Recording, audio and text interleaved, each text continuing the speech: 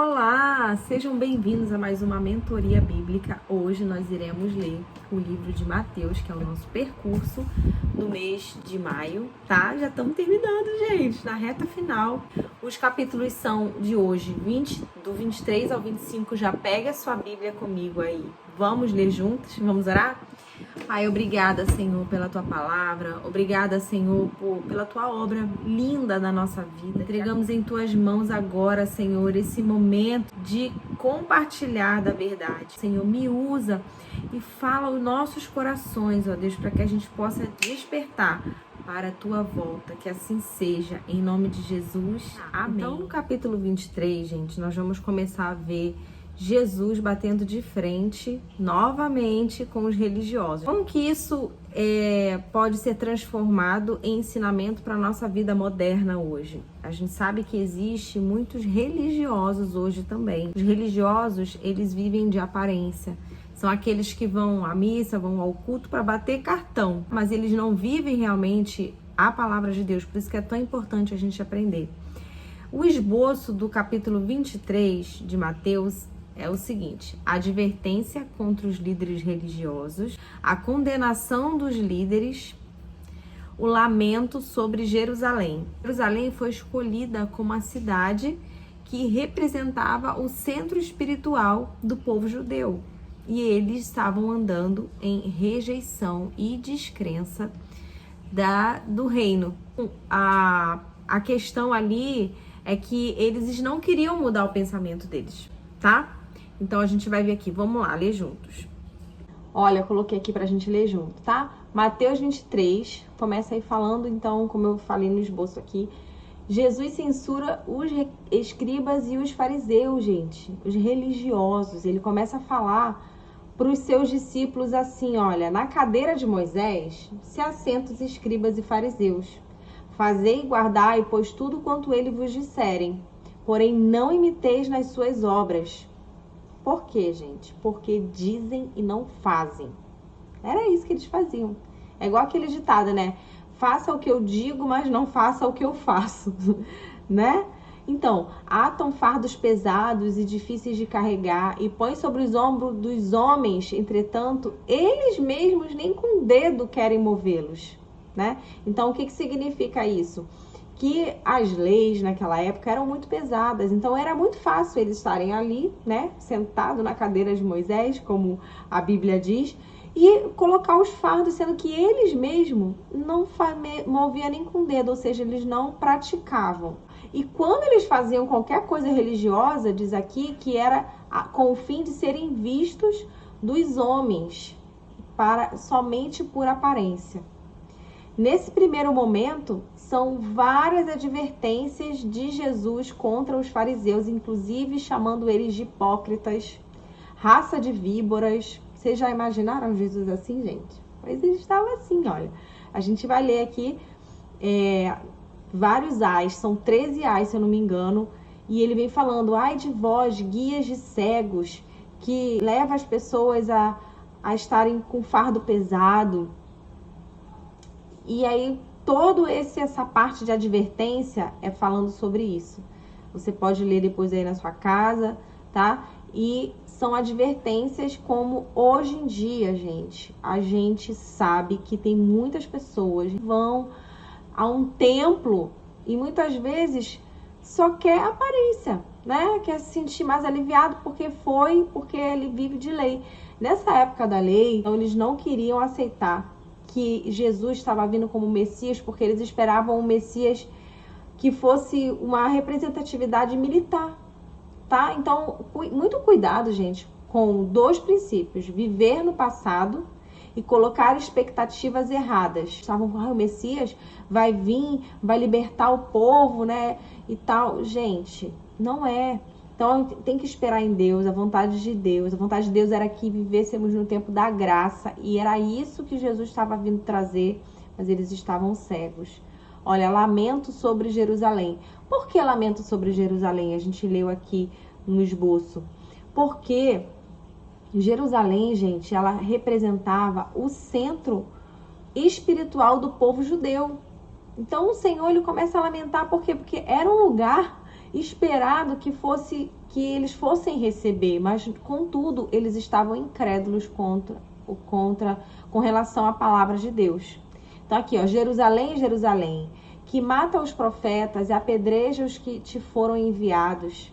Quantas vezes, olha só o coração, né, do Senhor falando, quantas vezes eu quis reunir os teus filhos como a galinha junta os seus pintinhos debaixo das asas, e vós não quisestes. Eis que a vossa casa ficará deserta. Então, assim, primeiro ele fala o lamento, né, o que ele queria fazer, e depois ele começa a declarar ali, a descrever, tá, o que realmente iria acontecer, que iria vir a consequência para Jerusalém. Declaro-vos, pois, que desde agora não me vereis, até que venha dizer, bendito que vem em nome do Senhor. Então, até que eles reconhecessem quem era Jesus, tá bom? Então, agora a gente vai para o capítulo 24. No capítulo 24, abre comigo aí. Preciso que você abra junto comigo. Toda vez que a gente vier aqui no percurso ler, prepara um cafezinho na mesa, a sua Bíblia, marca texto, seu caderno para anotar, tá? E aí você vai anotando. No esboço do capítulo 24, primeiro é a profecia da destruição do templo. Gente, Jesus ele vai falar sobre o templo aqui, nós vamos ler no início do capítulo, porque templo era algo que representava muito para os religiosos. Lembra que quando ele começou no capítulo 23, ele falou, os fariseus sentados no templo, na cadeira de Moisés? Mas Jesus começa a falar que ele vai destruir o templo. Por quê? Porque ele estava falando de um novo templo. Qual é o novo templo hoje? Nós, né?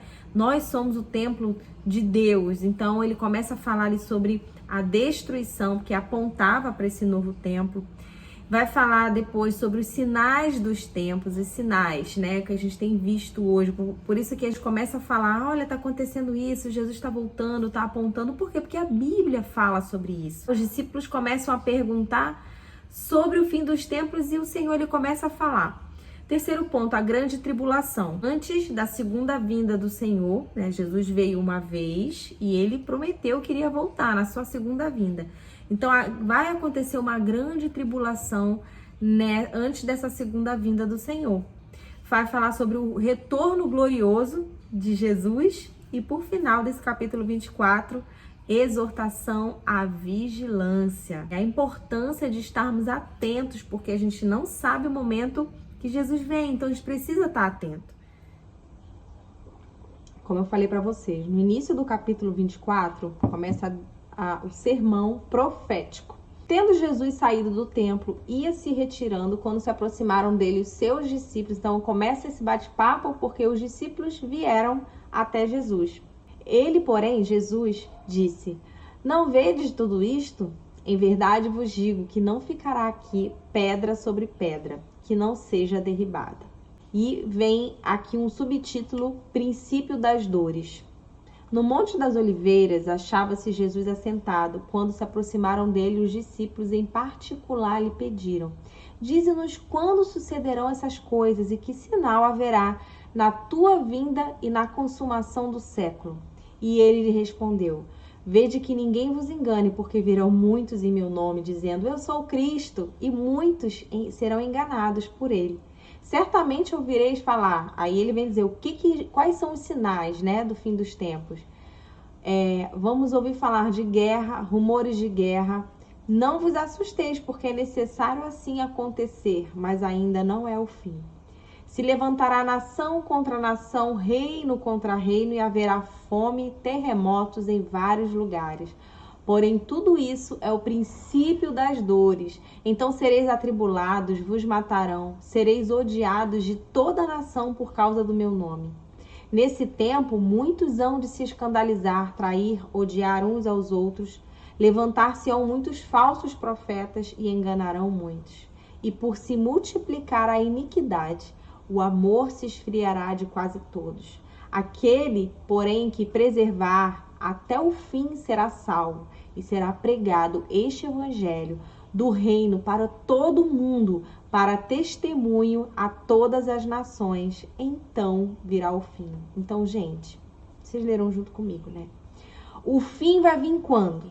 quando for pregado este evangelho do reino para todo o mundo. É por isso que nós precisamos cumprir o ID do evangelho. O que é o ID, Amanda? Fala tanto do ID. Nós vamos ler mais para frente, lá em Atos, quando Jesus ele deu o ID, ele fala, ide por todo mundo e pregai o evangelho. Então, esse é o ID. E Jesus, a gente precisa apressar essa volta dele. A gente precisa pregar o evangelho para que, de fato, o Senhor possa vir o mais rápido possível, gente. Eu não sei vocês, mas às vezes eu não aguento mais estar aqui, sabe? Quando a gente se acomoda muito com esse mundo aqui, é porque alguma coisa está errada com a gente. A gente precisa entender que esse mundo aqui é passageiro e não foi feito para a gente desfrutar, sabe, dele de forma que a gente queira ficar aqui. Então, Deus permite tribulação somente para os filhos de Deus. Deus permite situações para você crescer, para você buscar, para de tempos em tempos você estar no centro da vontade de Deus. E para você entender que nesse mundo nós teremos aflições. Não foi isso que o próprio Jesus nos ensinou? Nesse mundo tereis aflições, mas tende bom ânimo, porque eu venci o mundo. Então, gente, a gente precisa pregar o evangelho, tá? E a gente vê aqui também que nós seremos odiados pelas nações. Nós teremos perseguições enormes. Eu sempre falo para minhas filhas que Deus só dá aos seus filhos aquilo que ele pode aguentar. Eu venho nessa geração, não sei se eu vou pegar o fim dos tempos. Mas se eu tiver que pegar, gente, o Senhor vai me dar estrutura. A gente não tem que ter medo desse final. As pessoas que vieram anos atrás, que passaram pela Arca de Noé, que passaram pelo deserto, tinham estrutura para aquilo, viviam não sei quantos anos. Então, o Senhor sabe o que faz. Não vamos ler isso aqui e ficar temorosos. Pelo contrário, vamos nos encher de esperança, porque o Senhor, ele é fiel para cumprir, tá bom? Então, aqui continuando, a grande tribulação, verso 15. Quando, pois, virdes o abominável da desolação de que falou o profeta Daniel no lugar santo, então os que estiveram na Judéia fujam para os montes. Ele que vai começar a contar o que vai acontecer quando Jesus estiver para voltar. Olha aqui, ai das grávidas, diz um ai das grávidas que amamentam naqueles dias. Orai para que a vossa fuga não se dê no inverno nem no sábado, porque nesse tempo haverá grande tribulação. É aquela parte do esboço que eu falei que ele vai começar a discorrer como vai ser a grande tribulação, tá? Nós vamos ver grandes sinais e prodígios. Portanto, se vos disserem, eis que o Messias está no deserto, não saia. Eis, ele está no interior da casa, não acrediteis, porque assim como o relâmpago sai do oriente e se mostra no ocidente, assim será a vinda do Filho do Homem. Ele está dizendo assim, se alguém falar para você, eu sei o dia que Jesus vai voltar. Se alguém disser para você, ele está no deserto, então, está chegando. Gente, ninguém sabe, é só o Pai que sabe. A segunda vinda do Cristo, só o Pai que sabe. Verso 29. Logo em seguida, a tribulação daqueles dias haverá. O sol escurecerá, a lua não dará a sua claridade, as estrelas cairão do firmamento e os poderes dos céus serão abalados. Então aparecerá no céu o sinal do Filho do Homem. Todos os povos da terra se lamentarão e verão o Filho do Homem vindo nas nuvens. Você já pensou aquelas pessoas que negaram Jesus o tempo todo? Ter que ver, e a Bíblia fala que todo joelho se dobrará e toda língua confessará que Jesus é o Senhor. É toda. Até quem negava vai ter que ajoelhar e declarar que Ele é o Senhor.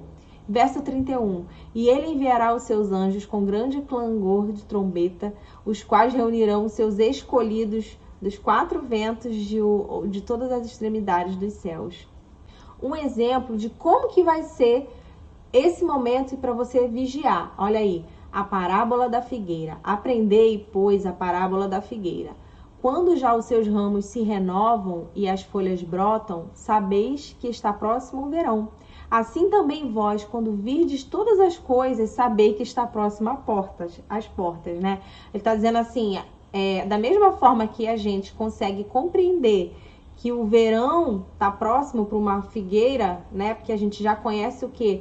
As características dela, né? O ramo verde. Quando a gente começar a compreender tudo isso que ele falou aqui acontecer no mundo, fome, terremoto, o amor se esfriando, é para a gente começar a compreender que está perto, né? Verso 34. Em verdade vos digo que não passará essa geração sem que tudo isso aconteça. Passará os céus e terra, porém as minhas palavras não passarão. Aqui, ó, verso 36. Mas a respeito daquele dia e hora ninguém sabe, nem os anjos do céu, nem o Filho, senão o Pai. Tá? Ele dá uma comparação com a época de Noé, que também na época de Noé ninguém acreditava que ia chover, chamavam Noé de louco. E mesmo assim, né, quando caiu o dilúvio foi que eles viram, então ele dá essa importância aqui. Verso 44, por isso ficai também vós apercebidos, porque a hora em que não cuidais, o Filho do Homem virá. E por final, parábola do bom servo, tá? Que fala, essa parábola do bom servo fala o seguinte, que Deus, ele é como um patrão, ele vai escolher o bom servo que vai cuidar das coisas. O seu patrão, ele não vai te confiar nada se você não cuidar bem. Olha aqui. Quem é, pois, o servo fiel e prudente a quem o Senhor confiou seus conservos para dar o sustento do seu tempo? Bem-aventurado aquele servo a quem seu Senhor, quando vier, achar fazendo assim. Em verdade vos digo que lhe confiará todos os bens. Mas aquele servo mau disser consigo mesmo, meu Senhor se demora.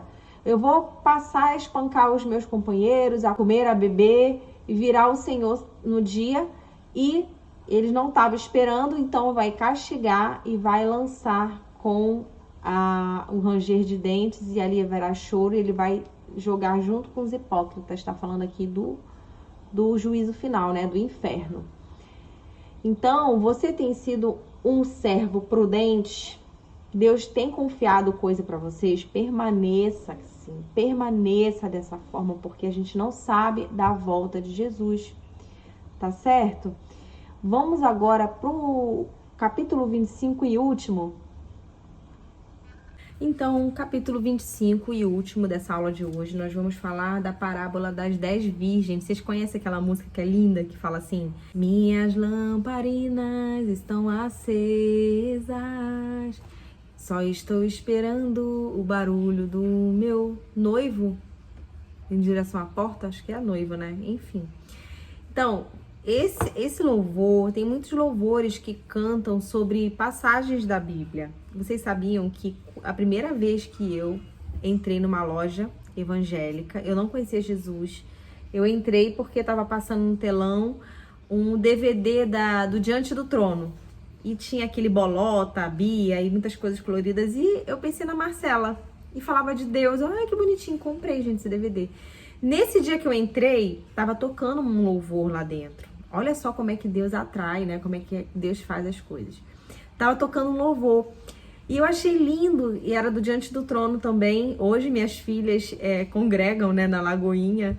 E, pessoal, a pessoa que me atendeu não era uma vendedora qualquer, era uma mulher ungida. Ela simplesmente contou, olha, essa música fala sobre isso, isso aqui. Ela me contou que é um bálsamo em Gileade, contando a história de Gileade. E ali, gente, eu fiquei assim apaixonada. Acho que Deus falou assim, é pra isso que eu quero que tu entenda, né? E exatamente, nós vamos ver muitos louvores que falam da palavra de Deus. E isso é muito legal. Por quê? Porque isso vai edificando a nossa vida, a gente vai ouvindo. E esse louvor fala sobre essa parábola das 10 virgens que a gente vai ler aqui nesse último capítulo. Também tem nesse capítulo outra parábola, que é dos talentos, que é muito parecida com uma que a gente leu. Não, acho que a gente não leu Mateus, não. Foi num devocional que eu compartilhei. Tá? E por fim, o grande julgamento. Vai ser bem rapidinho. Abra sua Bíblia aí, então. Capítulo 25. Vamos colocar aqui a Bíblia online. Então, gente, tá aqui, ó. Mateus 25. O reino dos céus será semelhante às 10 virgens que, tomando as suas lâmpadas, saíram encontrar com o noivo. 5 dentre elas eram nécias e 5 prudentes. As nécias, ao tomarem suas lâmpadas, não levaram azeite.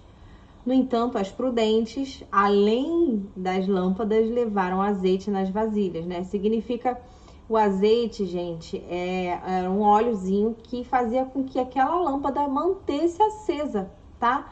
Então, não sei se vocês já fazem churrasco na casa de vocês, né? Aqui, Maurício acende o carvão com óleo, quando não tem óleo e azeite, né? Como que pega realmente ali. Então, era o motivo delas estarem e falar aqui sobre isso, que elas tinham azeite consigo. No entanto, as prudentes, além das lâmpadas, levaram azeite nas vasilhas. E tardando o noivo, foram todas tomadas de sono e adormeceram. Mas à meia-noite ouviu-se um grito: eis o noivo, saia ao seu encontro. Então se levantaram todas aquelas virgens e prepararam suas lâmpadas. As nécias disseram às prudentes: dai-nos o vosso azeite, porque as nossas lâmpadas estão se apagando. Olha aí. Mas as prudentes responderam: não, para que não nos falte a nós e às outras. Ide antes aos que vendem e comprai. Ou seja, esse azeite, gente, é algo que custa um preço. Que vai custar para a gente encontrar o noivo, para a gente manter a nossa vida nesse caminho, vai custar. Por isso é que fala que teria que comprar o azeite. E saindo elas para comprar, chegou o noivo, e aos que estavam apercebidas entraram com eles para as bodas, ou seja, as prudentes entraram, e fechou-se a porta. Mais tarde chegaram as virgens nécias, clamando: Senhor, Senhor, abre a porta. E olha o que ele responde: em verdade vos digo que não vos conheço. Vigiai, pois porque não sabeis nem o dia nem a hora, tá? Então, fica aí essa palavra de acorda, tá? Acorda, tu que dormes. Depois vem a parábola dos talentos, que fala muito sobre a questão de você recebe um talento, você recebe bens, e você precisa multiplicar esses bens, tá? Você já deve ter ouvido, né? Senão, vou dar um resumo sobre isso. O Senhor, ele dá ele dá um exemplo de 3 servos. E aí, o chefe, né, paga ali 100 talentos. Talentos era o dinheiro, vamos dizer, reais, tá? 100 reais para um, 200 para o outro e 50 para o outro. Aí o 100 multiplica, o 200 multiplica, mas o de 50 fica com medo e enterra e não multiplica. E aí, quando ele vai prestar contas, ele chama aqueles 2 que multiplicaram de servo bom, servo fiel. Mas aquele que não multiplicou, ele fala servo mau e negligente. E isso eu já fiz até um devocional falando sobre isso, sobre o que você tem feito com o talento que o Senhor te deu. Porque todos nós temos talento, nós somos criados à imagem e semelhança de Deus.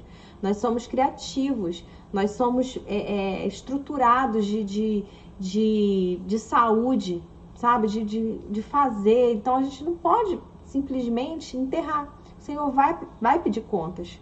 Não sei se você sabe cantar, se você toca instrumento, se você sabe pregar, se você tem o dom de falar, se você tem o dom de cuidar. Enfim, qual é o talento que você talvez esteja enterrando, né? Muito bom a gente poder hoje pensar sobre isso. E no final, o grande julgamento. Quando vier o Filho do Homem na sua majestade e todos os anjos com ele, então se assentará no trono da sua glória.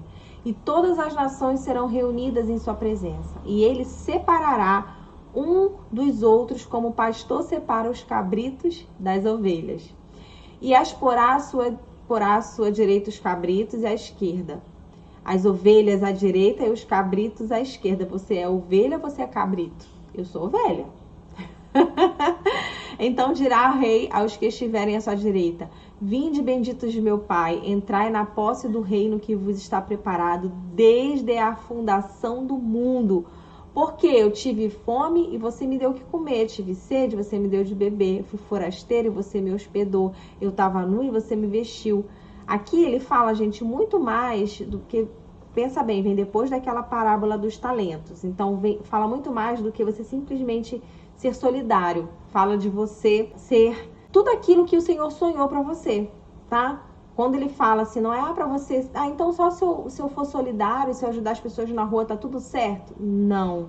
Você precisa entender que quando ele fala até mesmo de dar o pão, dar de comer, é dar a palavra, o próprio Jesus, entendeu? Você ir cumprir aquilo que está no coração de Deus, que é você falar do reino, você trazer filhos para Ele, tá? Você cobrir, você cuidar. Então é isso que ele fala aqui, essa parábola.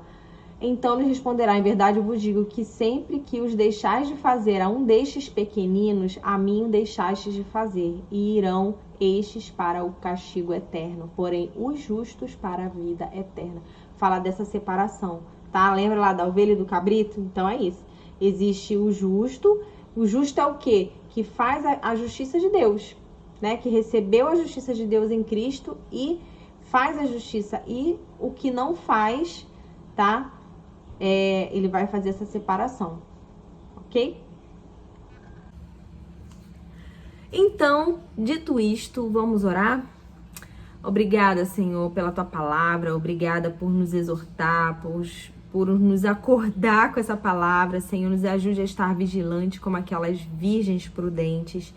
Nós vamos pagar o preço pelo óleo, Senhor, nós vamos estar atentas, Senhor, à tua voz, que assim seja sobre a minha vida e sobre a vida de cada uma dessas pessoas que me escutam. Abençoa-nos, ó Deus, nos atrai para ti. De quantas coisas nós aprendemos hoje, nós te louvamos em nome de Jesus. Amém. Fique na paz. Deus sabe o que faz.